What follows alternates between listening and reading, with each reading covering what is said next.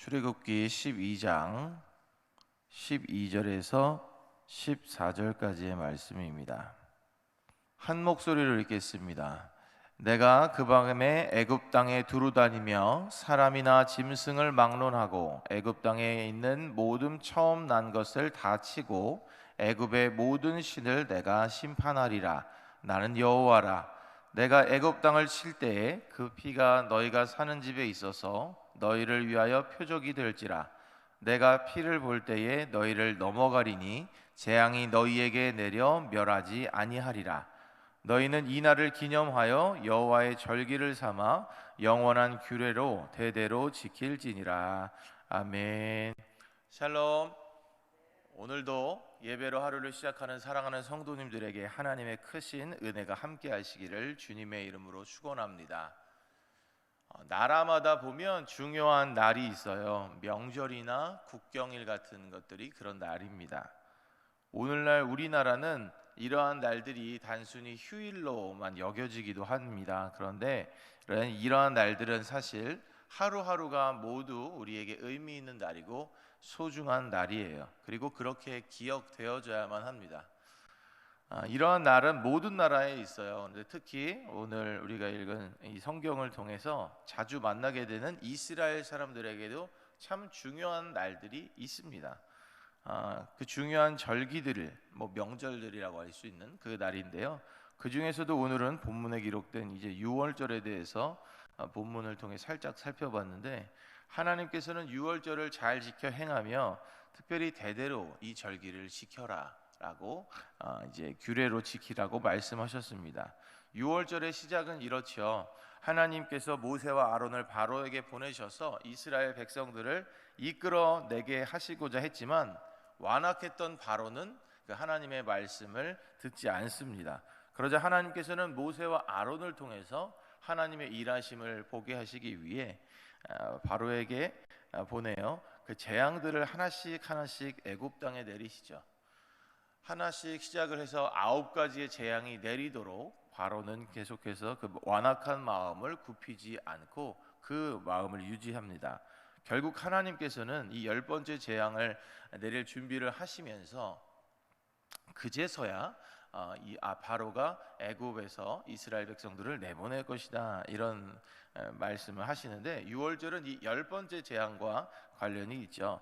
하나님께서 모세와 아론을 불러서 먼저 이렇게 말씀하십니다.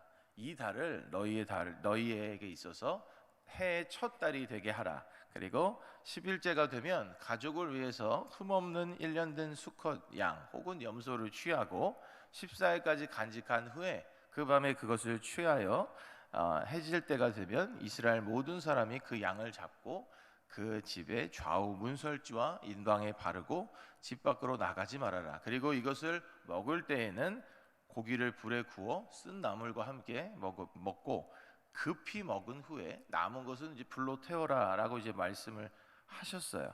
그런데 이 10번째 재앙이 무엇이냐면 장자들이 이제 죽음을 애굽에 내리시는 겁니다. 그런데 이렇게 피를 문설주와 인방에 바른 그 이스라엘의 집에는 그 아들이 죽는 죽음이 임하지 않게 되고 애굽 사람들에게만 그 일이 임하게 되는데요.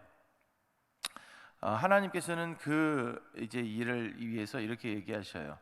그 밤에 내가 애굽 온 땅에 있는 모든 처음 난 것을 죽일 것이지만 내가 그 피를 볼 때에 너희에게 재앙을 내리지 않고 넘어갈 것이다. 이제 분명하게 그렇게 말씀하셨습니다. 애굽의 재앙을 내릴 때라도 이스라엘 백성들은 살 방법을 알려주신 겁니다. 결국 하나님의 방법대로 이 모든 10가지의 재앙이 내리고 난 후에 이제 애굽 백성들은 그날을 통곡하게 되고 이스라엘 백성들은 그날 하나님께 감사하는 마음으로 이제 출애굽을 이제 그 이후에 하게 되죠. 그렇다면 이 유월절에는 어떤 의미가 담겨 있을까? 우리가 함께 살펴보겠습니다. 첫 번째 한번 읽어보겠습니다. 시작. 하나님께서 이스라엘 백성들을 구별하셨음을 의미합니다. 우리 출애굽기 11장 7절 한번 읽어보겠습니다. 시작.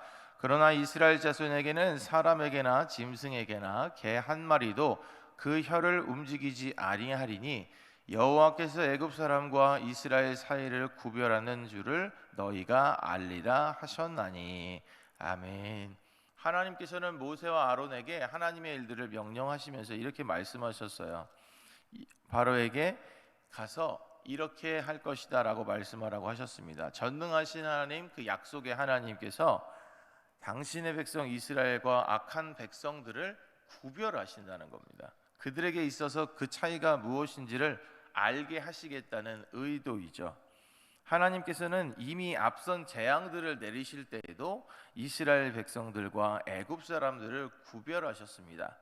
구별하는 은혜를 누리는 것은 바로 하나님의 백성의 특권이에요. 이스라엘 백성들이 바로 그 특권을 누리게 된 겁니다.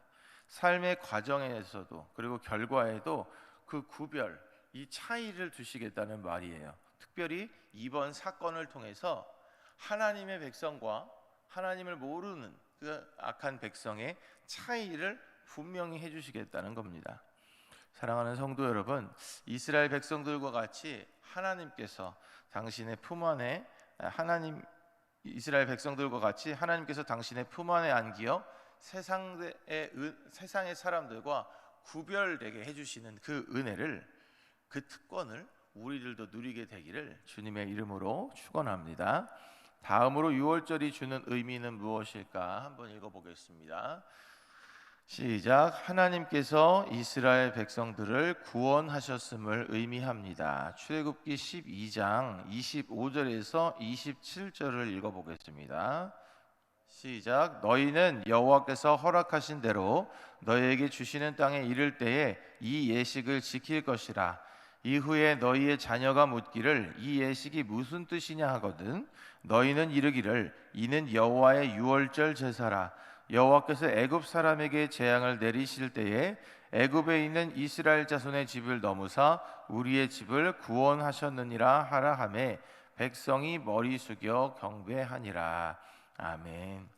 유월절은 단순히 세상과 구별되는 어떤 하나의 특혜 정도를 베풀어 주시는 것을 의미하지 않습니다. 그 구별 그리고 그 차이는 사실 엄청난 것인데 단순히 죽임을 당하지 않는 것을 넘어서 그 생명이 구원받았다라고 하는 것을 의미하죠.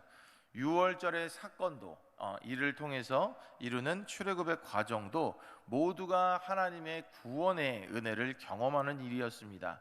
어린 양의 피를 볼 때에 이스라엘 백성의 가정에 죽음의 사자가 임하지 않고 이 넘어간 이 사건을 후에 세상의 모든 죄를 지고 가는 어린 양 예수 그리스도의 십자가 죽음과 보혈로서 우리가 그것이 완성되는 것을 볼 수가 있습니다. 온 인류를 구원하시기 위해 십자가 위에서 죽으시고 부활하신 구원 사역을 예표하는 것이 이 어린 양의 피를 통한 구원이기 때문에 이 사건을 통해서 이스라엘 백성들은 하나님의 그 큰 구원의 의미를 누릴 수가 있는 것이죠. 사랑하는 성도 여러분, 이스라엘 백성들을 구원하는 것은 그저 단순히 어린 양의 피가 아닙니다. 예수님의 구원 사역을 상징했던 그 어린 양의 피가 이스라엘 백성들을 구원했듯이 오늘을 살아가는 우리들도 예수 그리스도의 보혈을 의지하여 날마다 승리하는 삶을 살아가기를 간절히 소망합니다. 이스라엘 백성들은 당신의 백성을 세상과 구별하시기를 원하시는 그 하나님의 뜻에 따라 구원의 은혜를 누렸습니다. 오늘을 살아가는 우리들도 그 구원의 은혜를 누리며 살아가고 있는데요.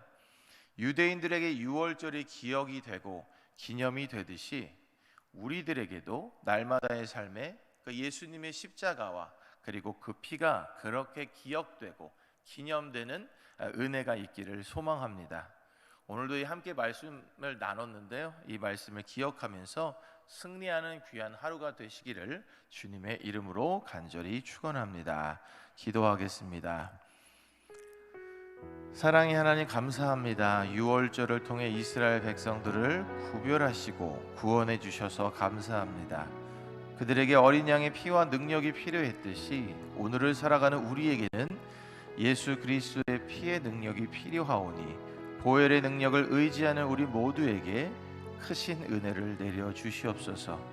그리하여 이 세상을 살며 주의 은혜 안에 온전히 승리하게 하옵소서. 예수님의 이름으로 기도하였습니다. 아멘.